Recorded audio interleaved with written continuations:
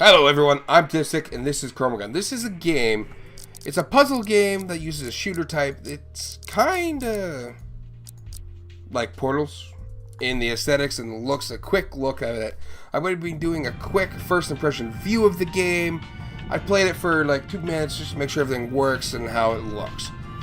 And this is it. You are working for ChromaTech, who are getting you to test their new patent pending gun. Now, you're going to see one of the issues I have with the game right now. ChromaTech Test Labs.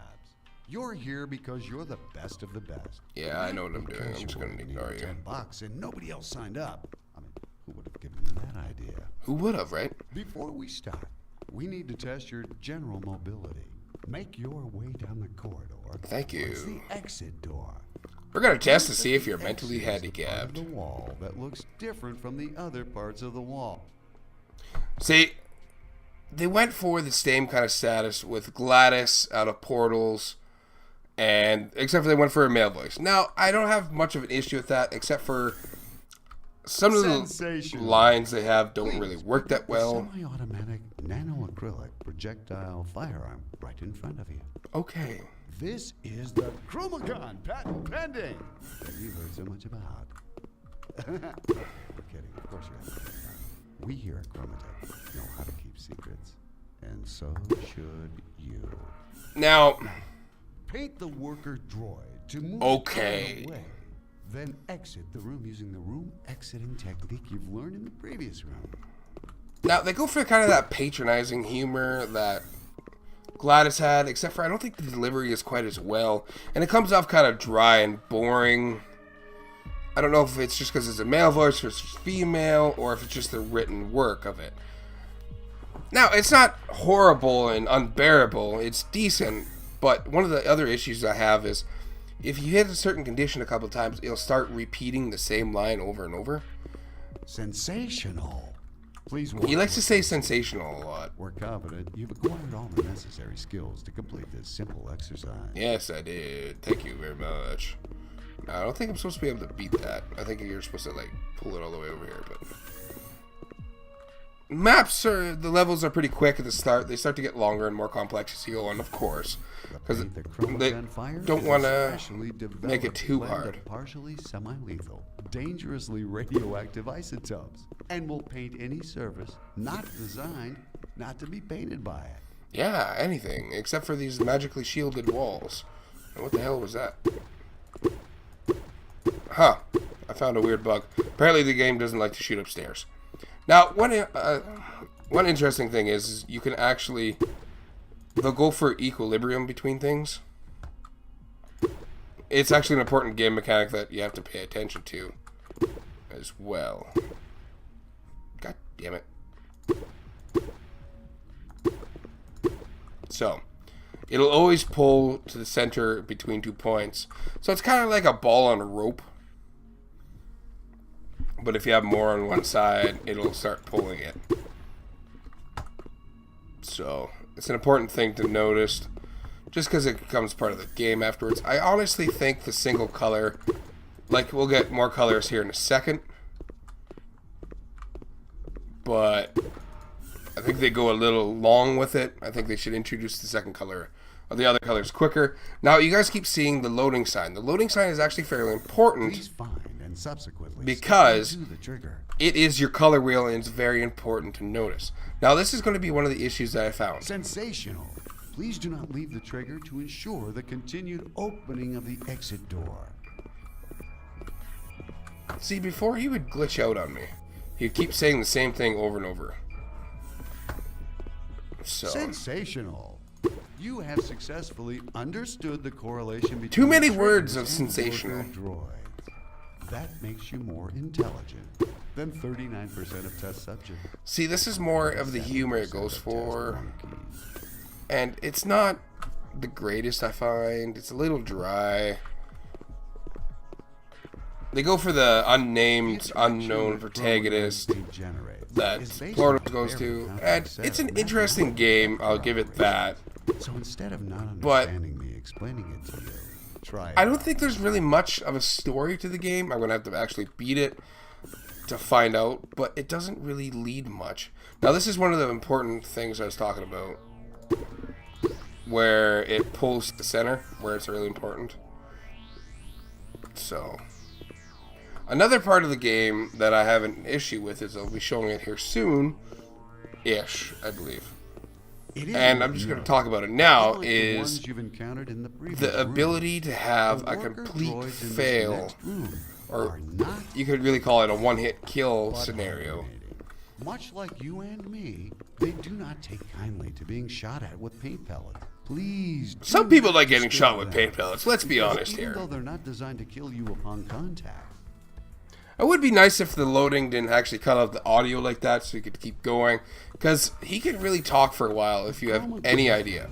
Now here's where we start to mix colors, and this is kind of where one of the issues come in. Remember, or you never actually went to kindergarten. You may attend a ChromaTech seminar on subtractive color mixing for preschoolers at the age of 10. Thank you. Pretty quick. Like, really easy and simple puzzles. I know they're trying to get you in the habit of color mixings. Here they have the colors already loaded for the next gun on the UI, which I thought was weird. Acquire the upgraded tri-colored ChromaGun. Ooh, the tri-color. As without it, you would not be able to solve the subsequent rooms, and eventually tells you a color selected by looking at it. Now, here's one of the issues I take with it. You got your 3 base colors, right? Well, then you got your mixed colors. But there's brown. Brown in this game is represented as a fail. If you get brown on anything, it's useless. You can't change anything about it. You can zoom in for some reason as well, but the issue I take with the brown color is that it can lead by a simple misclick or something to that effect, which I understand that you shouldn't be doing in the first place. It can cause you an instant fail and you have to restart the game, which you just go back, restart game, or hold Z. The issue I take with it is that this game is supposed to be hard, right? But I don't think it should be hard on the merit that you screw up, you lose. I don't know what they were quite thinking about that, but I think it should be the fact that the game should be challenging, like a good hard puzzle, but it shouldn't be, oh, you screwed up this one step, you gotta restart that completely. I don't think they're interesting. Here you gotta mix the colors, and watch. I hit that, I made it brown. You can't change the color on anything. You can't take a color back a step. So now I'd have to restart the level. Now you could be like 5 or 10 minutes into a level and have to restart because you simply screwed up once.